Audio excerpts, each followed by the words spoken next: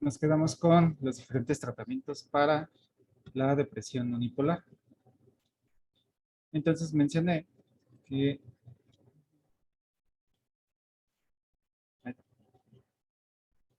estábamos mencionando que los principales tratamientos se enfocaban en dos grandes rubros. Los primeros eran un acercamiento de tipo farmacológico y los segundos de tipo no farmacológico.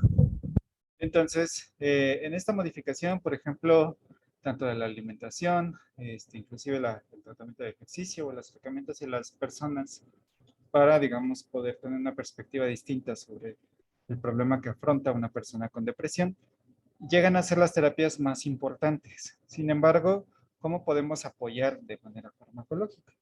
Entonces, en el tratamiento de tipo farmacológico vamos a tener dos estrategias principales.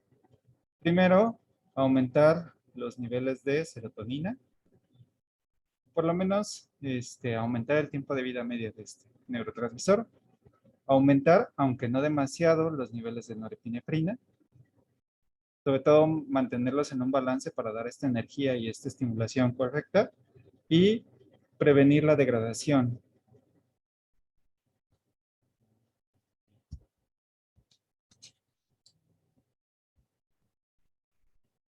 Prevenir la degradación de estos neurotransmisores.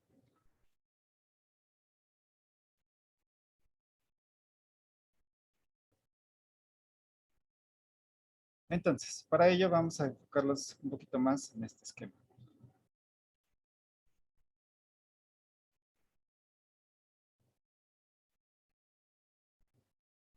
Ok, entonces en la parte de arriba tenemos la conexión sináptica de una neurona de tipo serotoninérgica. Esta serotoninérgica y noradrenérgica. Entonces, en la parte de arriba vamos a enfocarnos a la parte noradrenérgica. Nuevamente tenemos aquí un esquema simplificado de lo que ya hemos estado revisando a lo largo del curso, que es el proceso de liberación de este tipo de neurotransmisores. Sabemos que dentro del botón presináptico tenemos las enzimas necesarias para la biosíntesis de estos catecolaminas.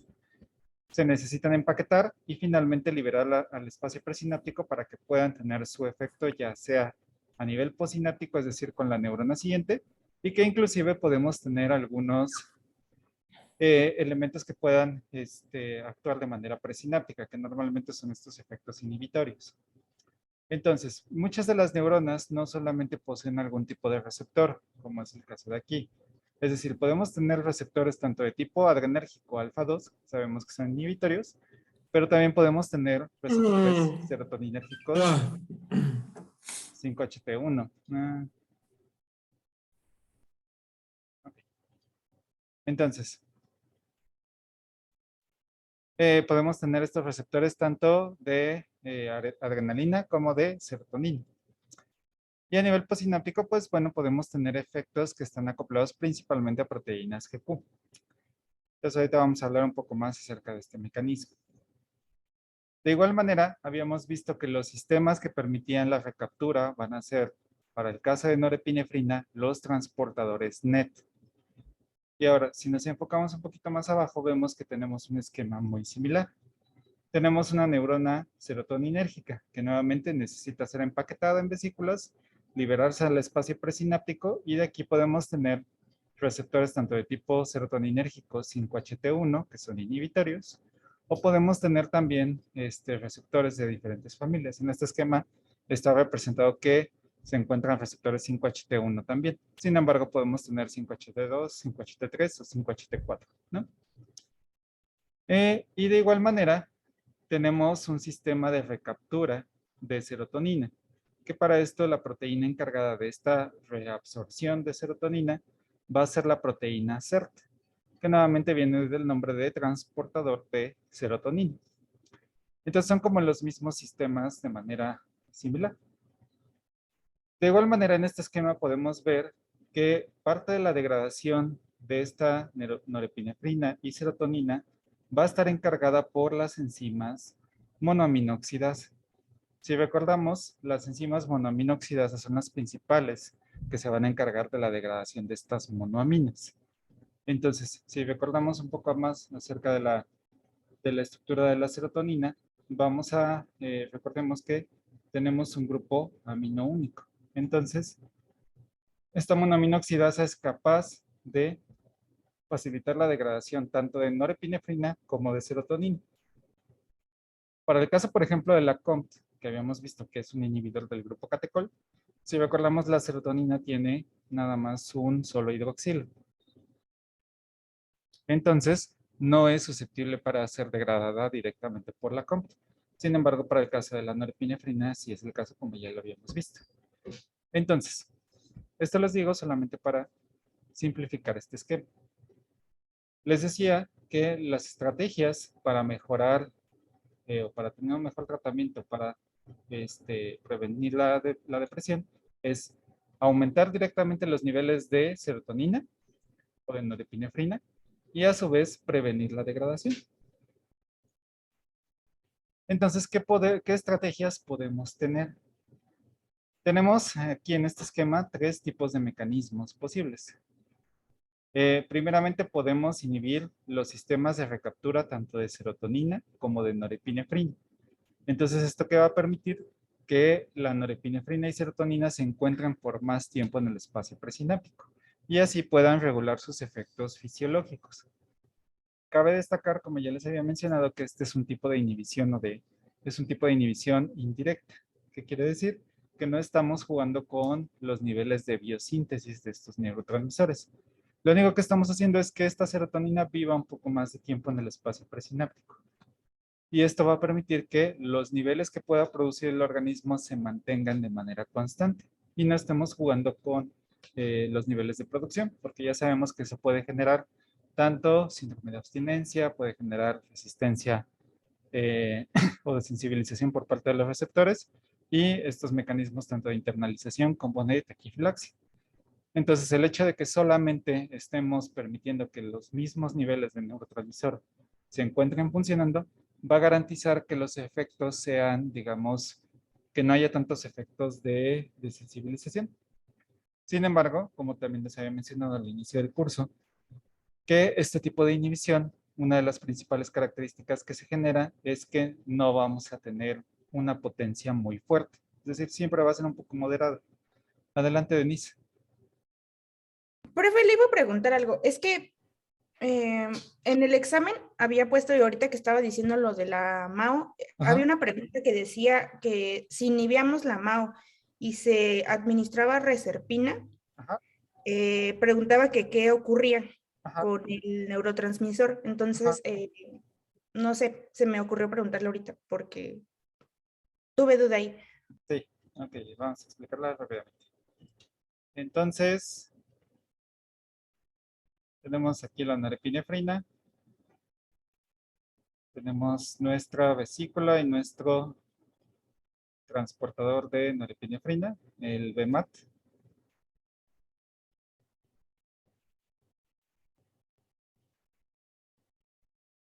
Y digamos que este ya es el espacio presináptico, ¿no? Entonces yo les decía, ¿cuál era la pregunta? Recuérdame, ¿es un inhibidor de la MAO y un inhibidor de la reserpina? ¿O un activador de la MAO y un inhibidor de reserpina? Era inhibidor de la MAO y administraba reserpina. Ok, entonces,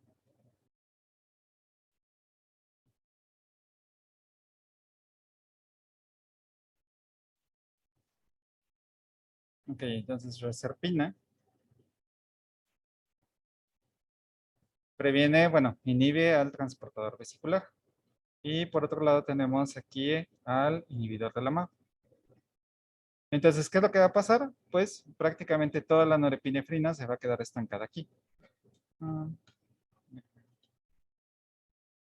Entonces, ¿qué va a pasar? Que dependiendo quién sea el más efectivo, lo que va a pasar es que tengamos una acumulación de norepinefrina. Por lo tanto, los niveles de norepinefrina aquí van a disminuir.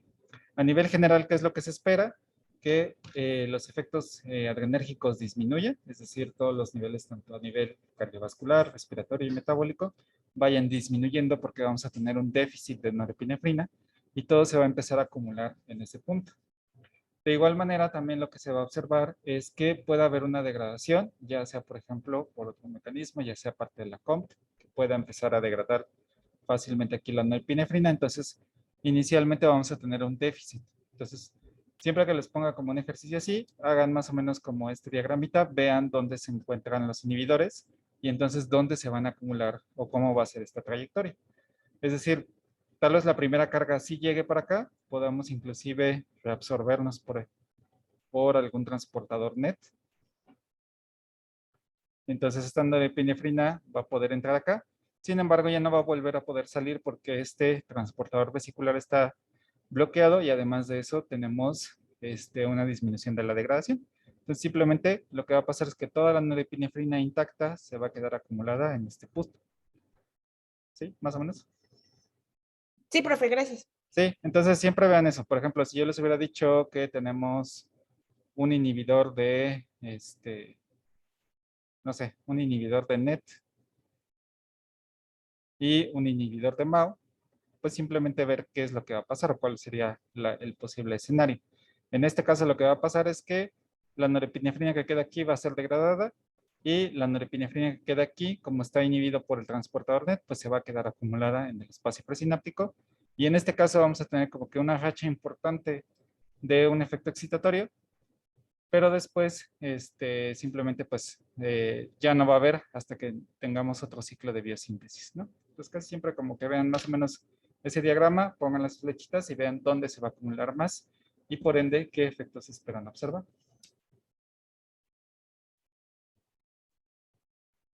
Ok, entonces, ¿qué estábamos? Sí, entonces teníamos que podemos inhibir a los transportadores de serotonina, de norepinefrina y facilitar el tiempo de vida media de estos neurotransmisores y no vamos a tener tantos efectos adversos.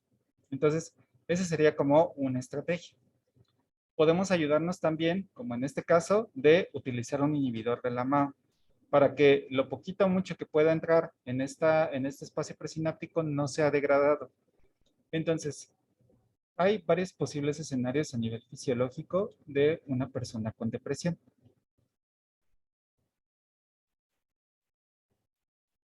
Podemos tener que el primer escenario es que haya una baja producción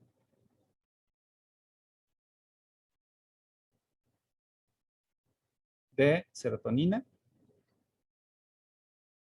principalmente y de manera secundaria norepinefrina, pero casi siempre pongan atención a la serotonina.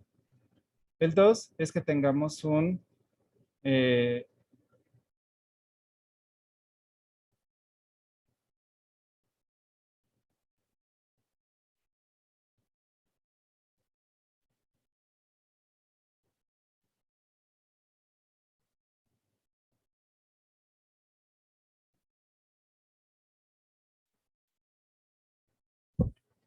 podemos tener un número o una disminución del número total de receptores a nivel postsináptico, principalmente de receptores de serotonina.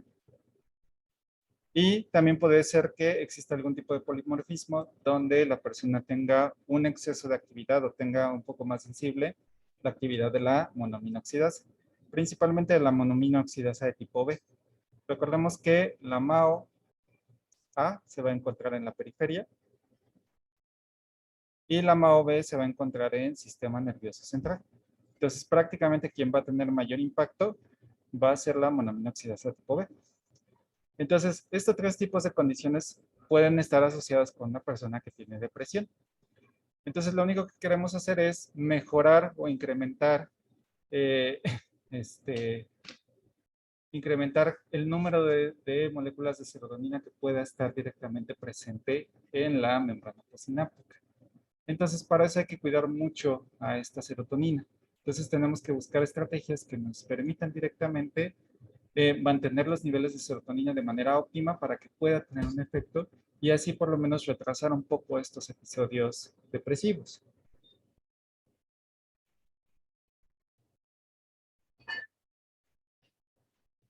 Entonces, con este tipo de...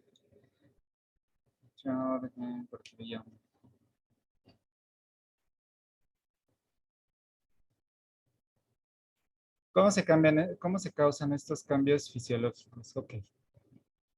Principalmente los cambios fisiológicos ocurren ya sea a través de una a través de una emoción fuerte, es decir, a través de un trauma, por así decirlo, o un efecto que pueda desencadenar cierta disregulación de esta producción de serotonina. En otras ocasiones puede haber un detrimento de la calidad neuronal de manera progresiva. Por ejemplo, si una persona recibe una muy mala noticia, como les decía al inicio, ¿no? Una pérdida de un familiar, una pérdida de un ser querido, o un evento traumante como puede ser a lo mejor ya muy grave, una violación o una cosa sexual, algo así que genera un impacto muy fuerte. Esto va a cambiar la química del cerebro, es decir, va a regular que ciertos neurotransmisores se vayan produciendo en mayor proporción que otros. A la larga, si este evento persiste y la persona, digamos, está recordando constantemente esta situación o este evento, eh, lo más seguro es que sí exista digamos, unos cambios funcionales para la producción de los neurotransmisores. Entonces, ¿qué va a pasar? Que va a haber una disminución de producción de serotonina y un aumento de, por ejemplo, otros neurotransmisores que van a estar relacionados con el miedo, que van a estar relacionados con el estrés, como puede ser noradrenalina. Entonces, en este desbalance podemos generar un proceso de depresión. En otras ocasiones pueden ser cambios un poco más sutiles. Por ejemplo, si una persona ha perdido, por ejemplo, alguna motivación o interés en la vida, pues normalmente no es de la noche a la mañana. Casi siempre tiene un proceso que va haciendo de manera progresiva. Y entonces digamos que estos cambios eh, se van a estar, se van a estar presentando de manera paulatina, hasta que eventualmente pues ya es demasiado notorio como para que ya se empiecen a expresar cierta sintomatología. Entonces, una de las principales características que tiene la depresión es que es una enfermedad un poco silente. No es como tan fácil de detectar y tampoco es, muchas veces tenemos como que, desafortunadamente, como que lo confundimos con un estado de ánimo solamente triste. Es decir, a lo mejor esta persona solamente ha estado triste durante mucho tiempo, pero no se le ha dado un diagnóstico correcto que es un trastorno depresivo.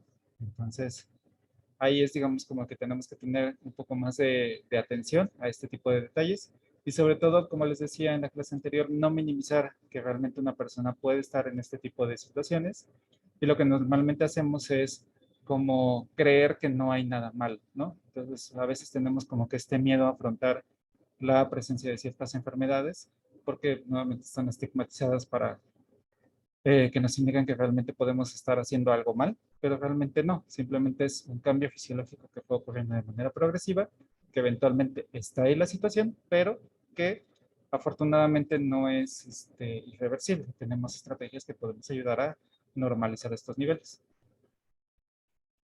¿Sí, un poquito más claro, Julio? Sí, profesor, gracias. Ok. Entonces, pues para ejemplificar un poco más este esquemita,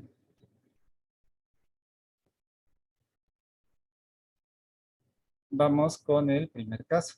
Entonces, tenemos aquí nuestras moléculas de serotonina.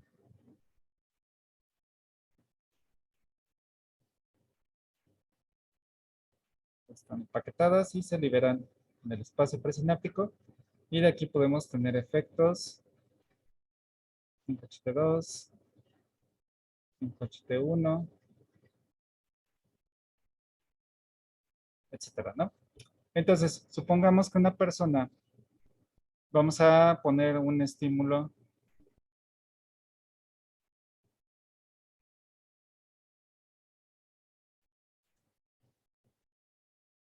Vamos a asumir que una persona normal, después de un estímulo agradable, no sé, que reciba un mensaje de la persona que le gusta, o que come, por ejemplo, su postre favorito, o que está viendo una película o leyendo un libro que le agrada bastante, va a sentir esta sensación de felicidad o de placer.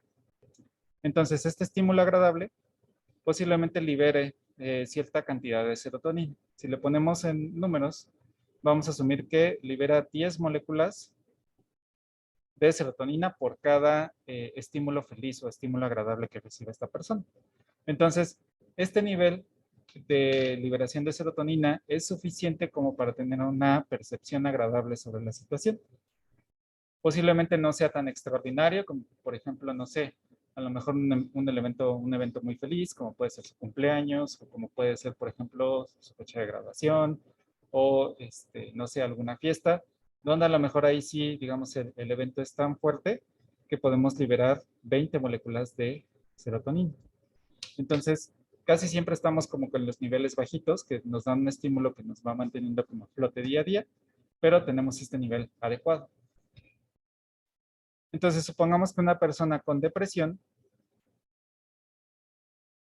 después, por ejemplo, de un estímulo agradable, es decir, el mismo proceso, ver una película, leer un libro, escuchar una canción que le gusta, solamente va a liberar 2 moléculas. Entonces, quiere decir que con solo esas 2 moléculas, él va a percibir cierto elemento de satisfacción o de cierto elemento de felicidad. Entonces, ¿qué necesita, por ejemplo, para llegar a los niveles, digamos, basales que le generan un estímulo de respuesta agradable? Pues necesita incrementar esta satisfacción necesita incrementar la intensidad del evento placentero. Entonces, supongamos que el día de su cumpleaños sí alcanza a liberar estas 10 o 15 moléculas de serotonina. Entonces, solamente en esos eventos va a tener una percepción, digamos, regular. Entonces, las personas que tienen depresión normalmente vean disminuidos esta liberación de serotonina y por lo tanto los eventos estimulantes no son tan fuertes que una persona que no presenta esta depresión. Entonces, muchas veces, por ejemplo, por más esfuerzo que haga la persona, pues no va a ser suficiente como para alcanzar los niveles esperados. Entonces, ¿qué es lo que tenemos que hacer? Pues cuidar mucho esta serotonina, es decir, si de por sí la persona produce muy poquita y además de esto, pues prácticamente se va degradando, como me gusta mucho este meme que siempre aparece.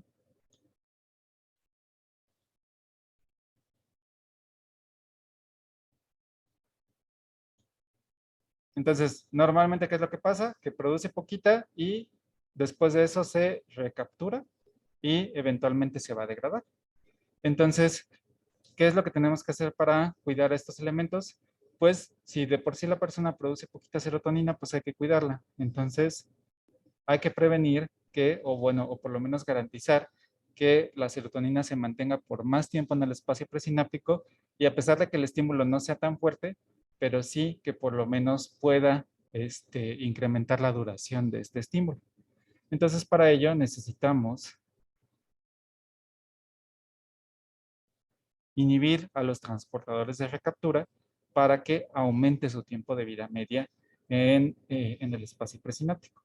Entonces, esto nos va a ayudar a que por lo menos se regule un poco más este proceso.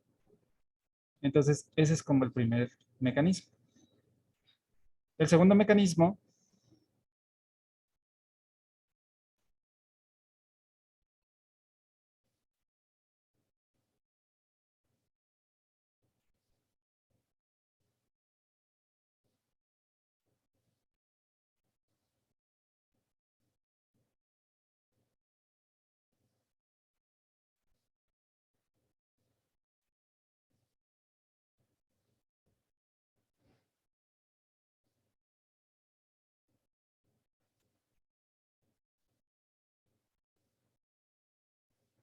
ok, preguntan que si existe alguna droga, eh, es decir, una sustancia de abuso que pueda producir serotonina.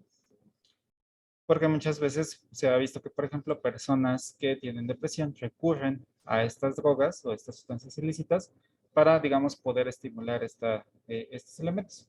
La realidad es que sí. Sí, la mayoría, por ejemplo, de las drogas excitatorias,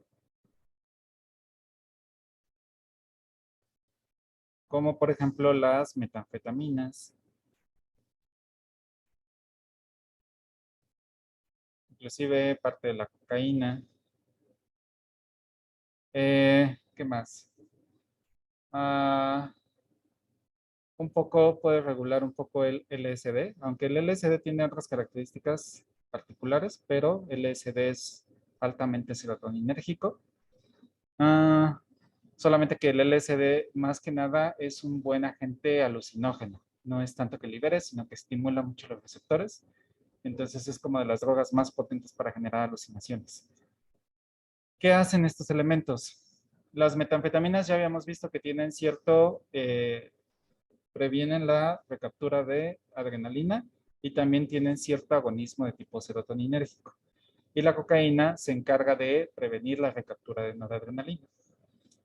Entonces, si vemos, por ejemplo, en el esquema que tengo aquí, vemos que parte de los elementos que están relacionados con la depresión tiene que ver tanto noradrenalina como serotonina.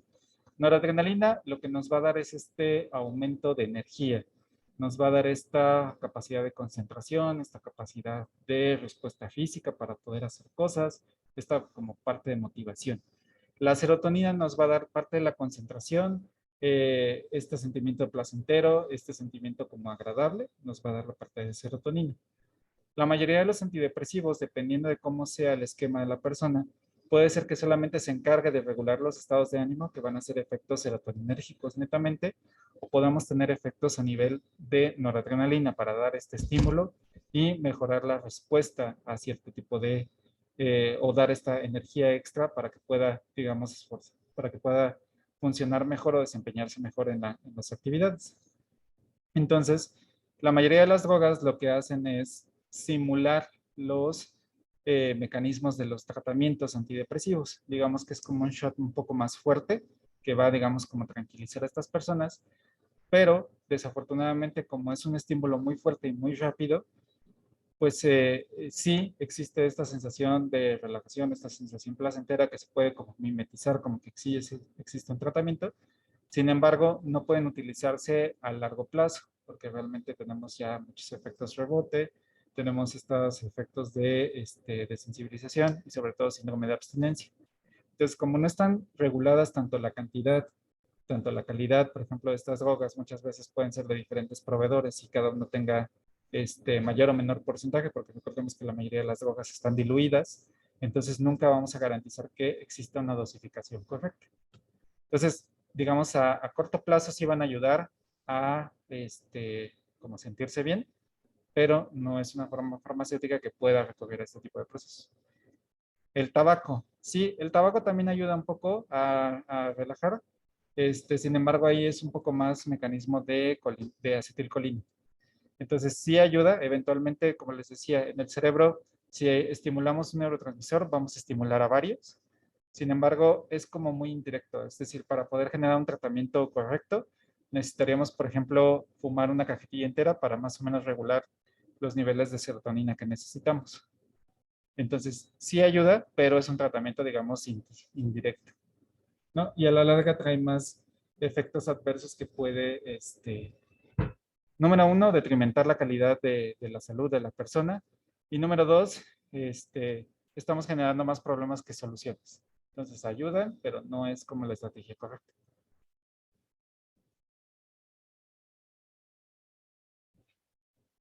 Entonces, regresando a este ejemplo pues es relativamente más fácil cuando tenemos una disminución de los receptores. Entonces puede ser que en parte de la depresión estos receptores se encuentren internalizados, o por lo menos una parte de estos receptores se encuentren internalizados. Por lo tanto, no van a estar disponibles.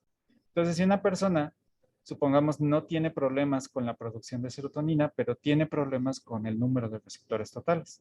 Entonces, ¿qué va a pasar? Nuevamente con el estímulo, tanto la persona depresiva como la persona saludable van a producir las 10 moléculas de serotonina. Sin embargo, esta molécula, bueno, en una persona sana, pues tiene diferentes receptores con los cuales puede unirse. Sin embargo, una persona que tiene depresión, pues a pesar de que está liberando y sigue estimulando y sigue liberando más serotonina, pues ya no tiene dónde unirse y todos los receptores ya se encuentran saturados. Entonces, a pesar de que sigue estimulando, no vamos a encontrar, no vamos a observar un cambio mucho más eficiente. Normalmente, las depresiones que son melancólicas tienen esta característica. Quiere decir que por más que estemos estimulando, por más que la persona esté, por ejemplo, en la mejor fiesta que ha estado en toda su vida, no va a poder tener este estímulo placentero porque ya todos sus receptores se encuentran saturados. Entonces, a pesar de que siga estimulando, la liberación de serotonina ya no tiene cómo poder generar más acción. Entonces, casi siempre estas personas pues se mantienen con un estado de ánimo, digamos, muy parejo o muy similar. Y finalmente, el tercer caso es que tengamos una activación de la MAO. Entonces, ¿qué va a pasar en esta situación? Tenemos los mismos números de receptores, tenemos la misma producción de serotonina, solamente que la MAO llega a ser un poco más activa de lo normal. Entonces, ¿qué va a pasar? Que en el momento en que se recapture, la MAO va a empezar a degradar estas catecolaminas. Perdón, a la serotonina. Entonces, ¿qué va a pasar? Que va a tener un estímulo placentero, pero después se va a apagar. Entonces, digamos como que estas personas que tienen este tipo de depresión se sienten bien al inicio o en el momento, pero después viene este bajón muy fuerte, que es normalmente el tipo de depresión atípica. Es decir, cuando las personas reaccionan de manera normal, que es lo que les decía, que estas personas, digamos, perciben el entorno de manera normal, hasta pareciera que no tienen depresión, pero ya cuando, digamos, todo el evento, digamos, disminuye o ya estamos meditando de manera privada, ya cuando se encuentran solos, es cuando viene este bajón súper fuerte y es cuando muchas veces las personas ya intentan suicidarse en estos eventos como o en esta depresión tan severa que se presenta. Estos son como los tres mecanismos principales. Entonces, resumiendo, ¿qué podemos hacer para controlar la depresión? Tenemos tres familias de fármacos principales, cuatro familias. Los antidepresivos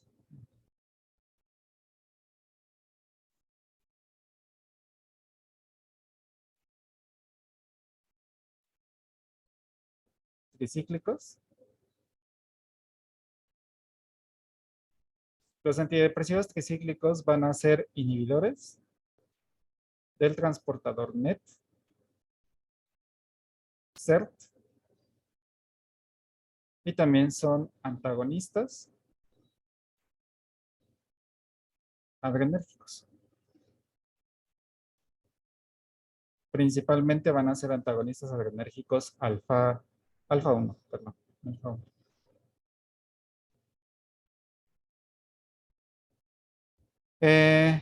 Preguntan que si esto solo aplica para la depresión unipolar, también para depresión bipolar.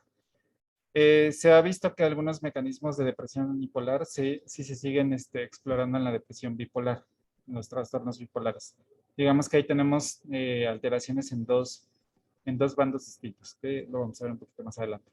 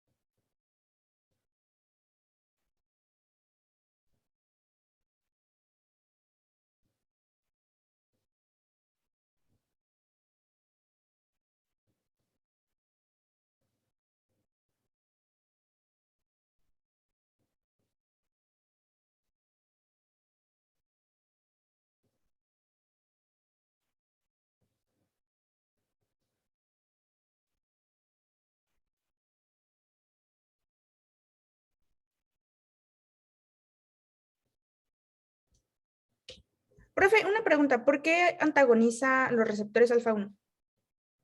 Porque no pudieron controlar ese efecto. Entonces vamos ahorita a mencionar cómo fue la historia de este tipo de fármacos.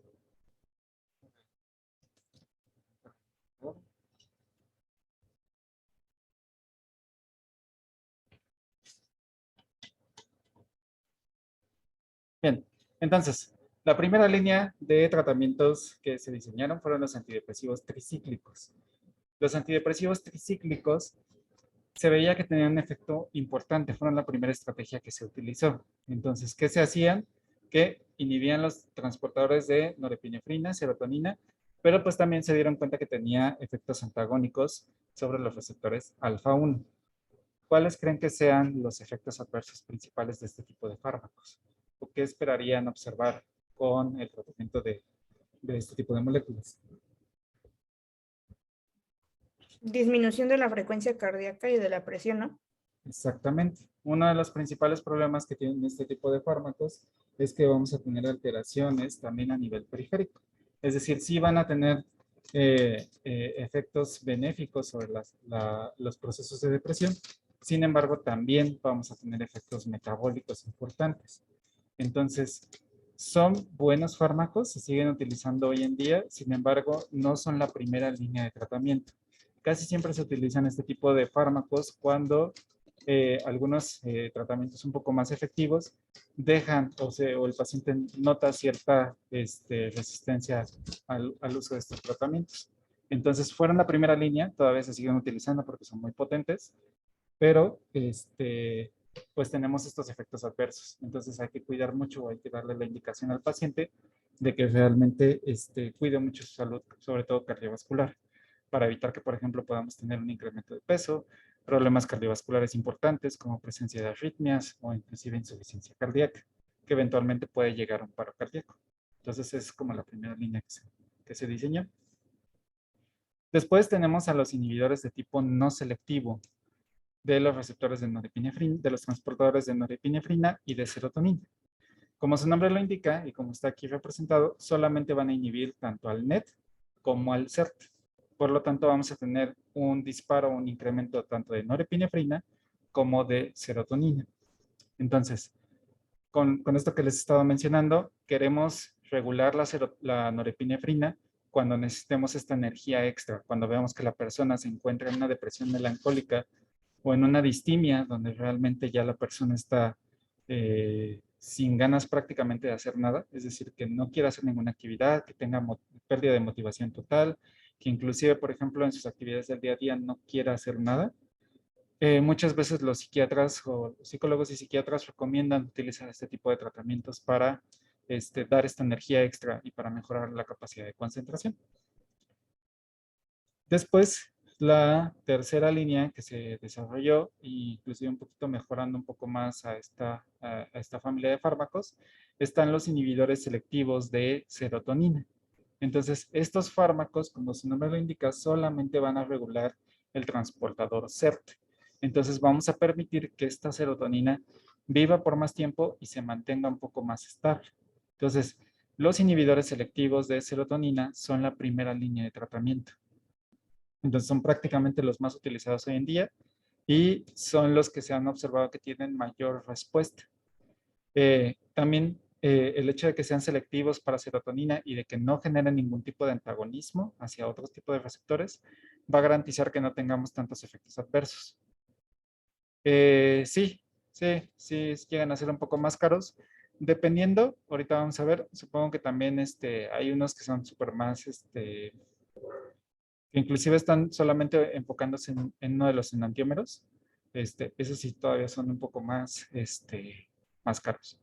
Pero sí, en general, los inhibidores de recaptura de serotonina son un poquito más caros. Y finalmente tenemos los inhibidores de la monoaminoxidasa. Este tipo de fármacos se siguen utilizando, no son tan potentes para prevención de la depresión, pero se ayuda como tratamiento complementario junto con, por ejemplo, inhibidores selectivos de serotonina.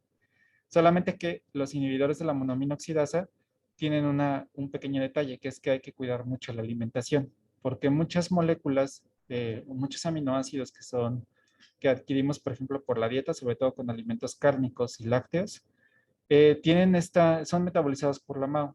Entonces, si no son metabolizados por la MAO, tienen ciertas actividades adrenérgicas. Entonces, podemos generar ciertos cambios metabólicos importantes. Inclusive podemos generar un shock anafiláctico, que es como este proceso de alergia donde se contrae toda la parte de la garganta, nos salen un poco de ronchas y tenemos problemas cardiovasculares.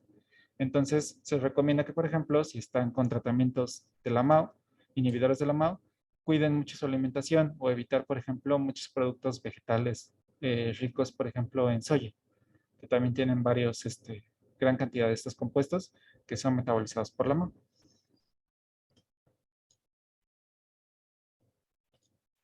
Entonces, aquí les voy a mostrar, más grande.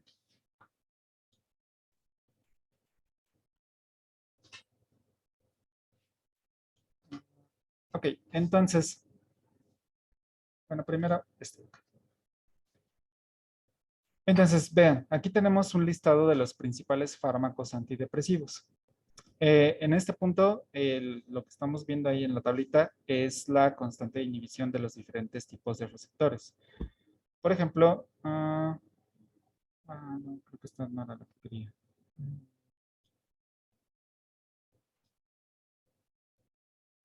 Ok, bueno, no hay tanto problema con esta ayuda.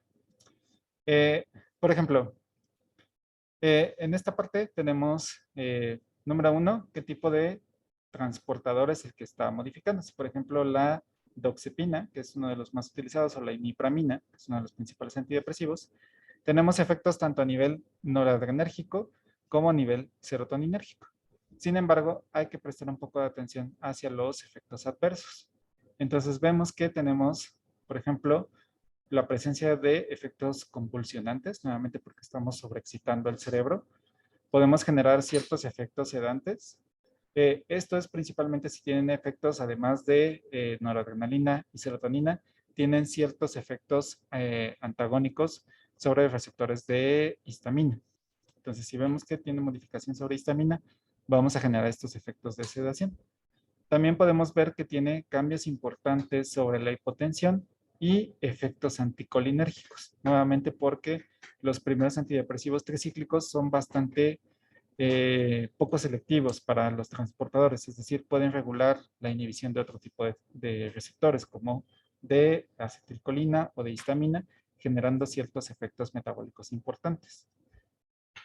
Casi no vamos a tener efectos gastrointestinales, pero sí vemos que los efectos adrenérgicos aquí se ven observados. Tenemos un incremento en la ganancia de peso, tenemos una disminución o impotencia sexual y podemos generar efectos cardiovasculares de manera importante.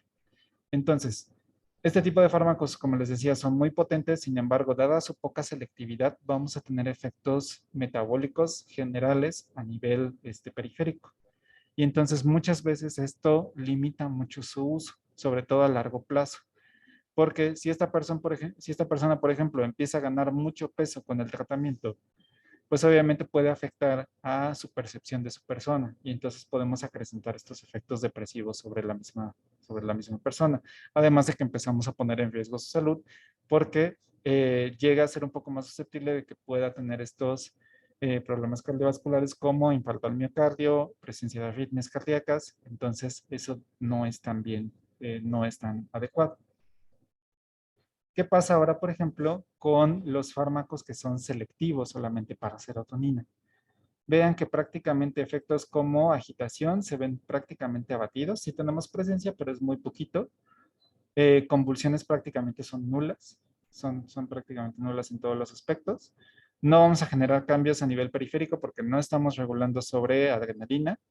Y además les decía que los cambios que generaba serotonina son muy tenues, entonces son prácticamente imperceptibles. Efectos anticolinérgicos no van a estar presentes porque no regulan acetilcolina. Lo único que sí vamos a ver son ciertos efectos gastrointestinales. Principalmente vamos a ver un poco de inflamación, constipación, presencia de flatulencias, o colon irritable, pero realmente es uno de los efectos secundarios menos importantes. Bueno, no menos importantes, sino que casi no afecta la vida diaria de las personas. Simplemente se puede regular un poco con mejorando un poco la dieta o inclusive dar algún fármaco agonista de estos receptores para facilitar el tránsito intestinal. Entonces, sí se llega a observar cierta constipación, pero no es algo que pueda poner en riesgo la vida del paciente. Vemos que casi no hay ganancia de peso, nuevamente porque no tenemos efectos adrenérgicos, pero sí, otro de los efectos importantes es que genera tanto disminución de libido como impotencia sexual. Entonces, muchas veces las personas que están bajo tratamientos antidepresivos tienen esta pérdida de la atracción sexual. Muchas veces llega a haber complicaciones entre pareja porque pues realmente empieza a haber no hay esta comunicación adecuada y piensa que hay un problema interno entre pareja, pero es realmente que esta falta de líbido es directamente relacionada por la medicación. Entonces, si se llega a hablar directamente con la pareja y se hace como una información completa de cómo está pasando el paciente, se puede tratar bastante bien y se puede como normalizar para evitar que esto a la larga afecte mucho la relación de pareja. Y nuevamente vean que casi no tenemos efectos cardiovasculares. Es decir, nuevamente como no estamos modificando adrenalina, los efectos a nivel de corazón o a nivel respiratorio pues no van a estar presentes. Entonces vean que pues realmente los efectos adversos que presentan los inhibidores selectivos de serotonina son muy bajos. Entonces eso ha hecho que hayan ganado más terreno hoy en día para el tratamiento de la depresión. Entonces, lo que me preguntaban hace rato, Carlos, es que si los fármacos selectivos eran más caros. Sí, sobre todo, por ejemplo, tenemos aquí el citalopram, que es una mezcla racémica, tanto de los diferentes dos enantiómeros. Y el escitalopram solamente es una de esas, de esa mezcla racémica. Entonces se ha visto que, por ejemplo, cuando tenemos esta mezcla, solamente la levógira es la que, bueno, más bien la que desvía la luz hacia el lado derecho, es la que realmente tiene el efecto terapéutico. Entonces, ya hacer esta separación de los enantiómeros llega a ser un poco más caro y eso incrementa un poco más el precio. Sin embargo, vean que pues la única diferencia es que si utilizamos la mezcla racémica, sabemos que aproximadamente tiene el 50% de las dos enantiómeros, entonces lo único que necesitamos hacer es duplicar la dosis para garantizar que la forma activa esté presente. Entonces, por eso es que no se ha visto tanta diferencia, no ha habido tanta complicación entre utilizar el citalopram o el escitalopram, salvo que ya exista, digamos, como una resistencia o que ya tengamos problemas hepáticos un poco más severos. ¿Hasta aquí alguna pregunta?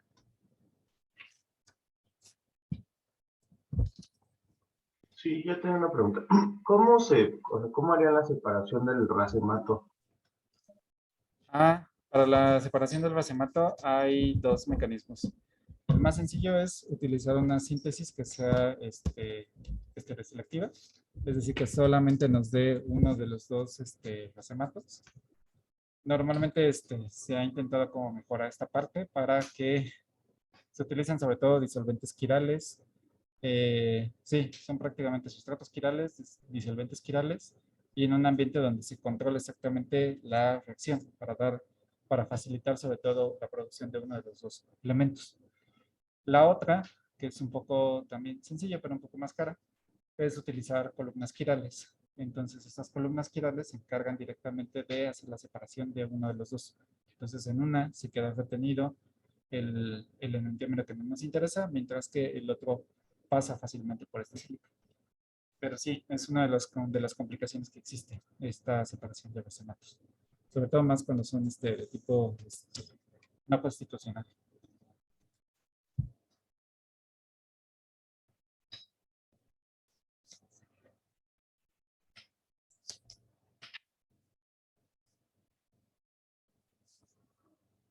Profe, tengo una pregunta también. Entonces, por ejemplo, la fluvoxamina, en ese caso no hay mezcla racémica, es totalmente el principio.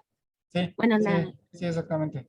Hay que ver la estructura, no recuerdo ahorita cómo es la estructura, pero hay que ver, posiblemente no haya, o no se hayan evaluado los dos enantiómeros. Solamente cuando se observa que sí ya está presente es porque ya se tiene información de esto.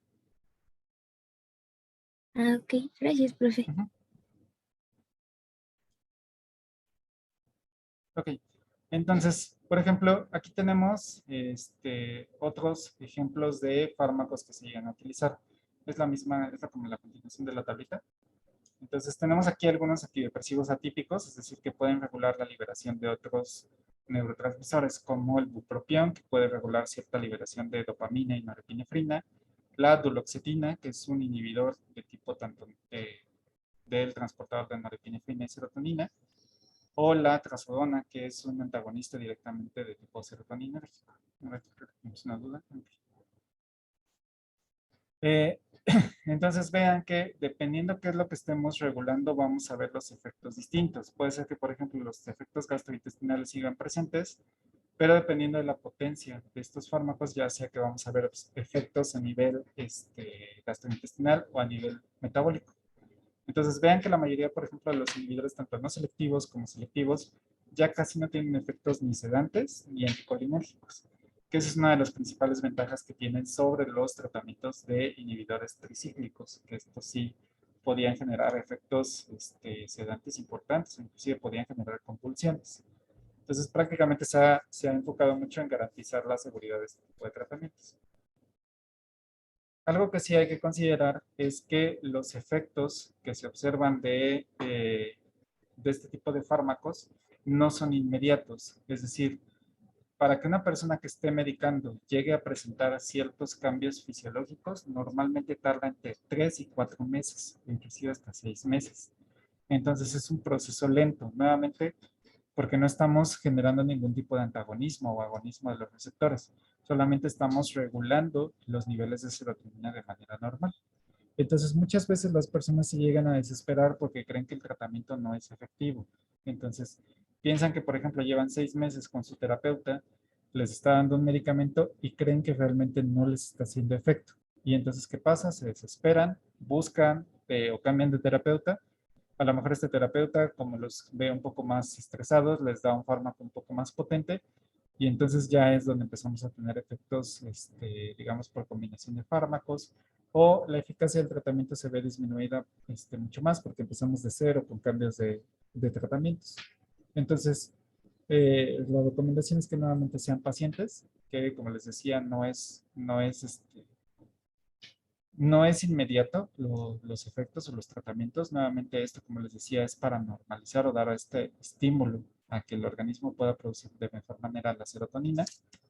Y sobre todo, apegarnos a los tratamientos de tipo no farmacológicos. Estos realmente van a ayudar mucho más porque pues damos un extra. Es decir, si mejoramos nuestra alimentación, facilitamos o regulamos esta liberación de neurotransmisores. Si hacemos ejercicio de manera endógena, vamos a favorecer la producción o regulación de estos, tanto de dopamina, noradrenalina y serotonina. Y entonces esto va a hacer que ayudemos un poco más al tratamiento, que no le demos solamente la carga a la tableta. A ver, tenemos una pregunta.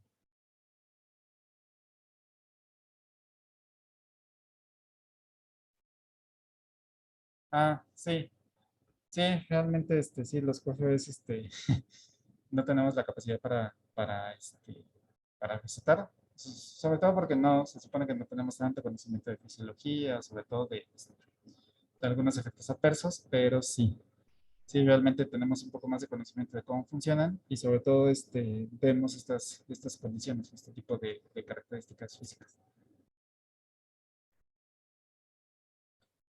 ¿Cómo se prueban estos fármacos en ratones? Sí, parte de los modelos que se han utilizado para el tratamiento de depresión, por ejemplo, no existe el término depresión en animales.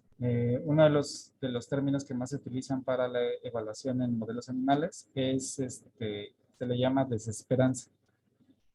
Son unos experimentos un poquito crueles, por así decirlo, pero realmente, pues más que nada está relacionado con la patología estudiada, ¿no? Entonces, una de las pruebas más comunes que se ha utilizado para el desarrollo de estos fármacos es la prueba de nado forzado. Brevemente les explico. Se coloca el ratoncito en una piscina, o bueno, en una caja que tenga agua, que esté por encima de su tamaño, es decir, que no pueda pisar el fondo. Y entonces el animalito por instinto intenta nadar por más tiempo. Entonces, ya se tienen, por ejemplo, los tiempos estandarizados que un animal puede estar nadando ahí por 10 minutos y entonces se asume que este animal tiene ganas de vivir, por así decirlo, ¿no? Entonces, los animalitos que han sido inducidos por algún proceso depresivo, por así decirlo, o que tienen modificaciones directamente sobre serotonina, tienen estos elementos de desesperanza. Entonces, ¿qué quiere decir? Que se dejan vencer. Es decir, que ya dejan de nadar y se relajan como para prácticamente ahogarse. Obviamente no dejamos que se ahoguen, pero sí notamos que realmente el tiempo que intentan como este instinto de supervivencia es mucho menor. Entonces, con este tipo de modelos se evalúan estos fármacos para evaluar si pueden regular o regresar al tiempo de nado de los otros animalitos.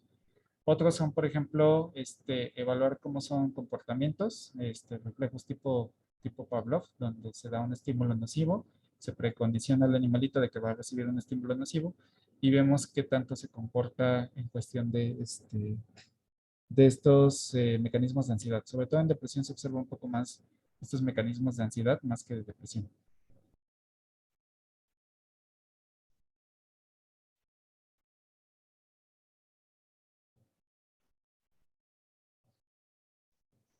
Ah, muy buena pregunta, Claudia. Sí, este, eh, es algo que ha estado pasando frecuentemente con algunos antidepresivos, pero sobre todo, de manera curiosa, pasa sobre todo en adultos entre 30 y 40 años. Se ha visto que, por ejemplo, en algunas ocasiones algunos antidepresivos, como que acumulan la serotonina en un punto y después el organismo como que tiene cierta tolerancia a este tipo de tratamientos y después ya no se observan de forma tan constante. Entonces, digamos como que tenemos esta acumulación de serotonina, después ya no hay, después sí hay. Entonces, en este periodo como refractario, donde no tenemos serotonina, es cuando llegamos a tener estos bajones importantes y es cuando las personas empiezan a observarse con intentos de suicidio. ¿Qué se hace? ¿O cuál es la estrategia actualmente? Los psiquiatras, por ejemplo, si un psiquiatra te da algún antidepresivo, normalmente te va a dar te va a estar monitoreando semanalmente. Si es un buen psiquiatra, te va a estar monitoreando semanalmente y te va a pedir que estés llenando un registro de cómo está tu estado de ánimo durante el tratamiento. Entonces es una grafiquita donde se va viendo cómo han estado tus cambios de ánimo. Si el psiquiatra nota que estos efectos depresivos se llegan a incrementar o empieza a detectar ciertas tendencias suicidas, normalmente suspende el tratamiento y lo cambia por otra estrategia distinta. El número de suicidios o esta tasa de suicidios que se ocurre realmente es baja. Es aproximadamente como entre el 0.5%, 1% aproximadamente. Sin embargo, ahí está, ¿no? O sea, no es que no exista, ahí está, pero se ha intentado como estar manteniendo la comunicación entre el terapeuta y el paciente para evitar que exista este tipo de procedimientos.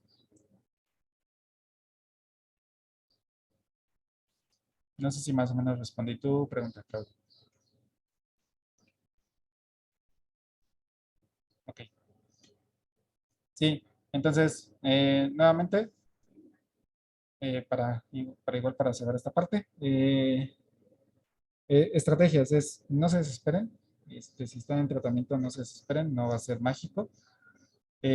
Tengan nuevamente, enfóquense un poco más en el tratamiento no farmacológico. Número dos, si están tienen algún familiar, pareja o alguien que está bajo tratamiento de depresión, también es parte importante como expresarles, número uno, cómo se sienten, en cuestión de, por ejemplo, si no se sienten muy cómodos o si no tienen la capacidad también para estar soportando, no soportando, sino que no tienen la fortaleza necesaria para estar atendiendo tanto sus problemas internos y los problemas de su pareja o del paciente, es válido hacer esa exclamación. No tienen por qué verse mal porque realmente no todos estamos capacitados para atender a otras personas y está bien, no tiene por qué haber ningún problema, pero sí es bueno que exista comunicación entre tanto familia, pareja, amigos y que también, nuevamente, que no hagamos esta discriminación de las personas que tienen una condición. Realmente es una enfermedad como cualquiera. Hay un tratamiento, es un tratamiento un poco más largo, es un poco difícil porque pues tiene que ver con interacciones y con todo este proceso, pero nuevamente sí se ha visto que con el tratamiento pueden inclusive una persona superar estos procesos depresivos. La ideal es que ya no existan estas recaídas o que por lo menos se vayan manteniendo de manera correcta.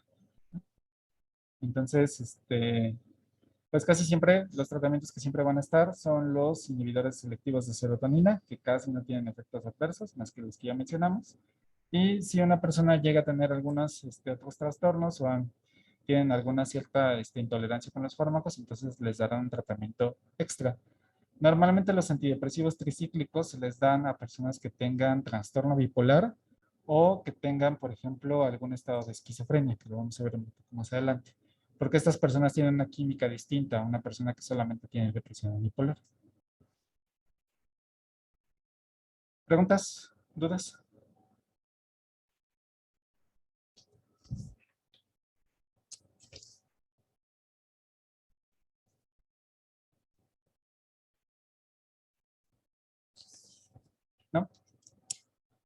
Ok, denme un minutito y ahorita regreso con ustedes.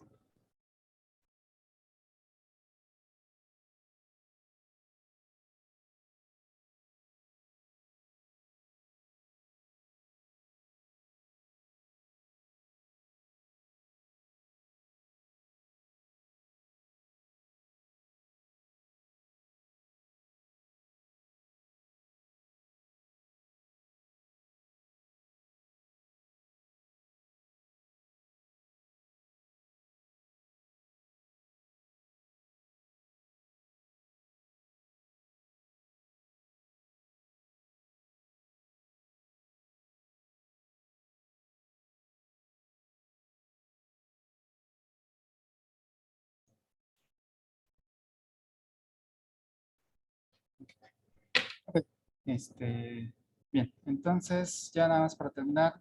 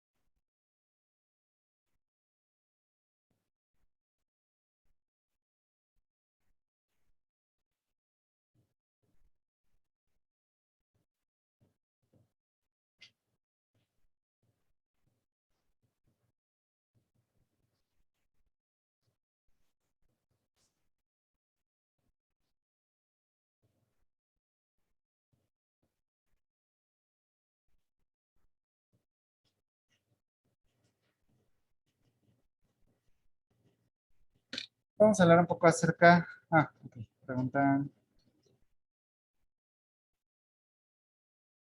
Sí, sí, Valeria, no hay tanto problema con problemas gastrointestinales. Normalmente, como les decía, lo peor que puede pasar es que genera un poco de inflamación, un poco de colitis o inclusive un poco de constipación.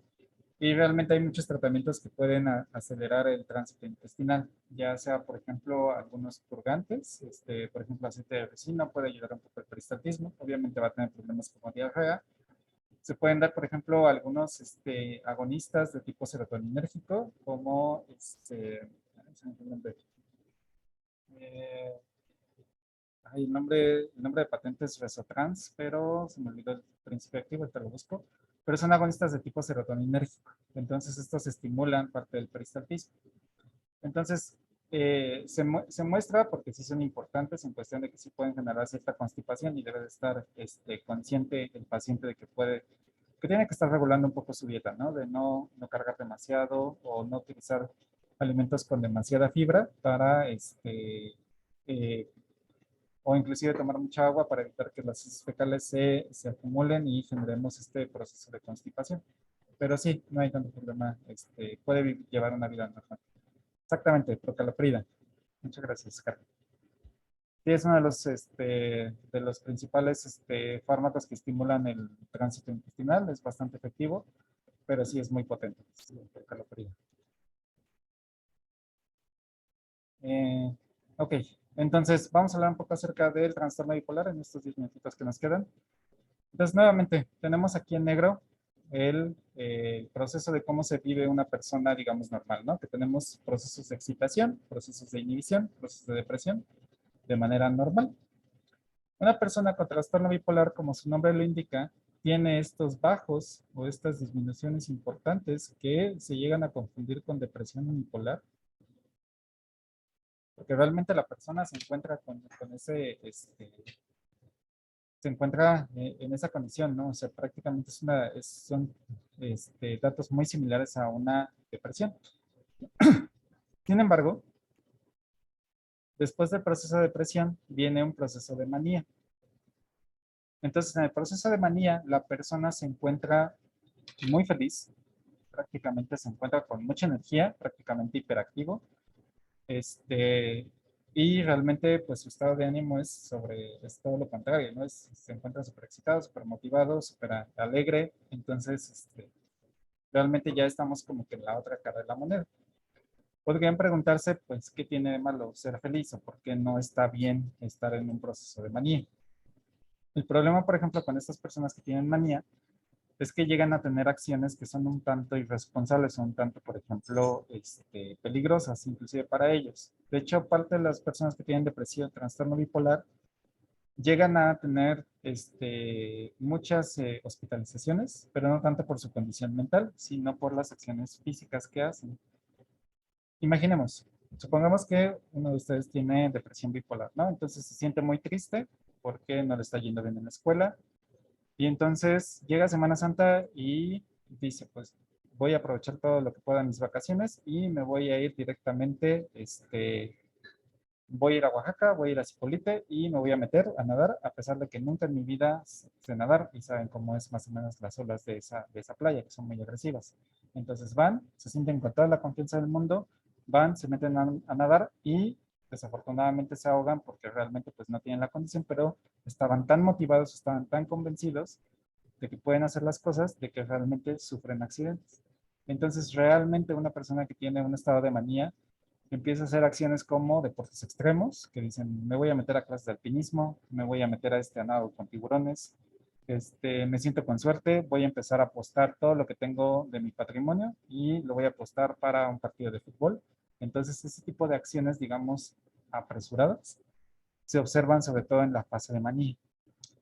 Entonces, ¿qué características debe de tener? Que, por ejemplo, la fase de manía dura entre una semana y puede estar hasta 3 meses. En el caso de depresión puede ser, por ejemplo, un estado por más de 2 semanas. Entonces, llega a ser un poco difícil hacer el diagnóstico porque puede ser que, por ejemplo, en esas 2 semanas simplemente una persona dice, a lo mejor tuvo una mala experiencia, a lo mejor simplemente fue la carga de su trabajo, a lo mejor fue la carga de la escuela, entonces, pues solamente lo creen que está triste, ni siquiera como una depresión unipolar, sino simplemente que lo está pasando mal.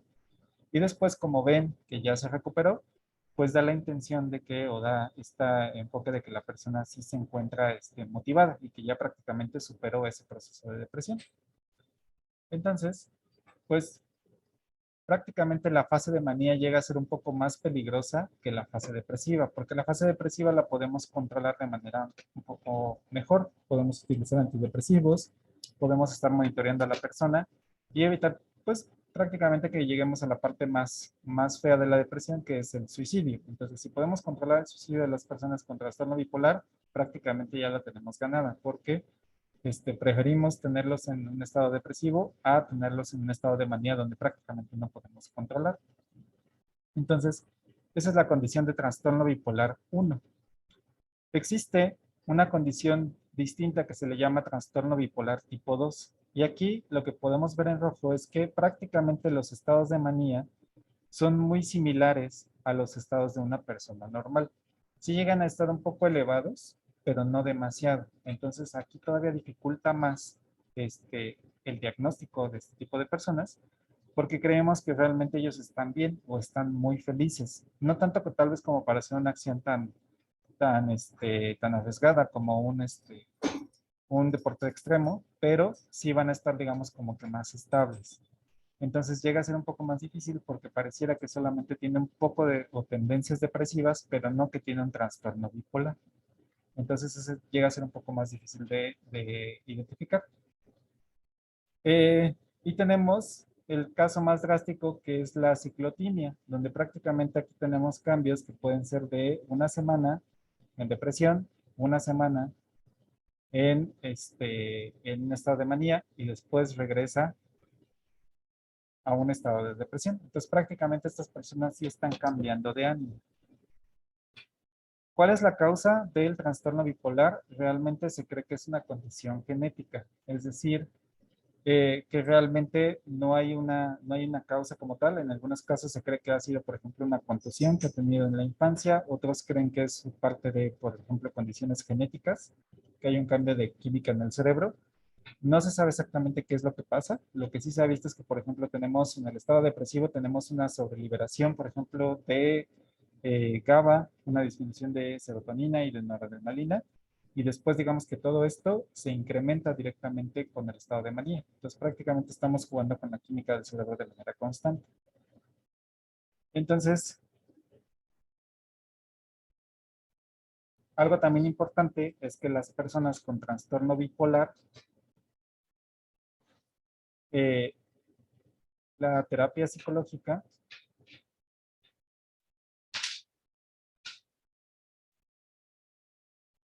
es inefectiva. Quiere decir que, por ejemplo, no podemos evaluar a una persona con trastorno bipolar de igual manera que una persona con depresión unipolar. Porque, porque por ejemplo, el terapeuta puede creer que está haciendo un progreso en cuestión de, por ejemplo, de que está mejorando este estado de depresión, pero simplemente lo que está pasando es que la persona está entrando en un estado de manía.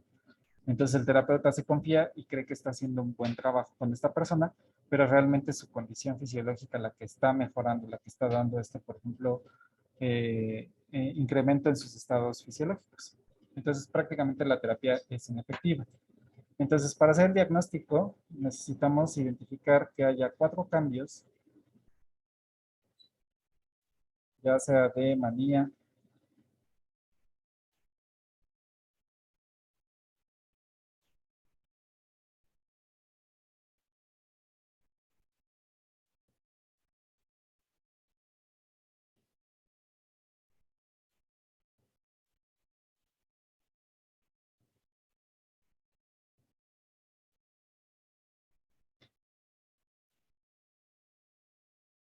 entonces, tenemos que notar por lo menos 4 cambios en los últimos 6 meses de estado de ánimo y que por lo menos el estado de manía esté presente por más de un mes. Eso nos va a dar un indicio de que esta persona tiene un trastorno bipolar. Entonces, ¿qué es lo que se puede hacer o cuál es el tratamiento para estas personas? Nuevamente, lo que estamos buscando es bajarlo. No hay una cura para el trastorno bipolar, desafortunadamente. Lo único que se puede hacer es estar controlando el funcionamiento del cerebro. ¿Qué es lo que vamos a enfocarnos? Principalmente a tranquilizar el cerebro, es decir, controlar los estados de manía. Por lo tanto, para poder generar estos cambios para controlar el estado de manía,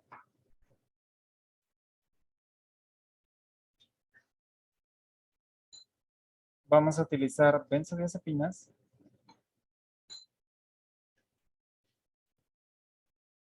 Podemos utilizar inhibidores selectivos de recaptura de serotonina.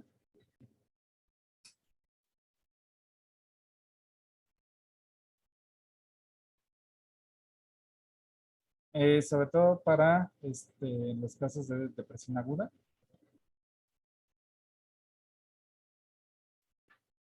Podemos utilizar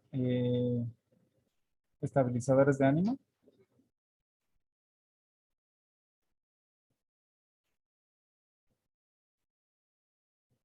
Que va a ser principalmente el ácido valproico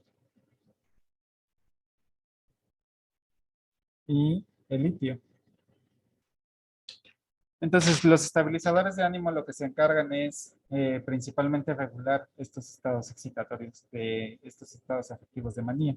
Entonces, prácticamente lo que va a hacer el ácido valproico, como ya hemos visto un poquito en las clases pasadas, hemos visto que este ácido valproico tiene múltiples efectos funcionales. Puede regular, por ejemplo, prevenir la degradación de GABA, puede facilitar, por ejemplo, ciertas actividades como transportador regulando el transportador de GABA a través de la,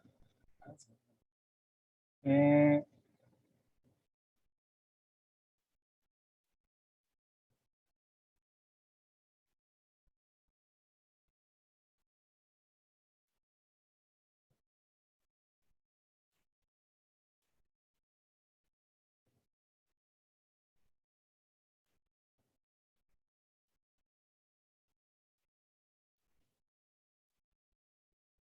regulando tanto la enzima degradadora de GABA, que es la GABA transaminasa o GABA-T, También puede bloquear el sistema de recaptura de GABA a través del bloqueo de transportador GAP. Y vamos a ver en la siguiente clase otros mecanismos que van a ayudar un poco al proceso de neurogénesis o de estabilización de estas neuronas.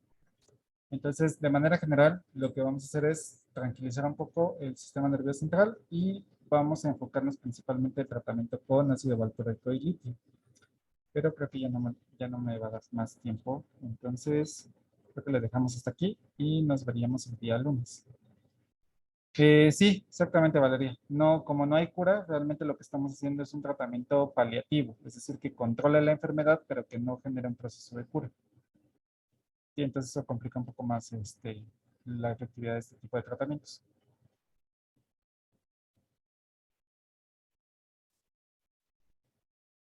¿Ok? ¿Alguna otra pregunta?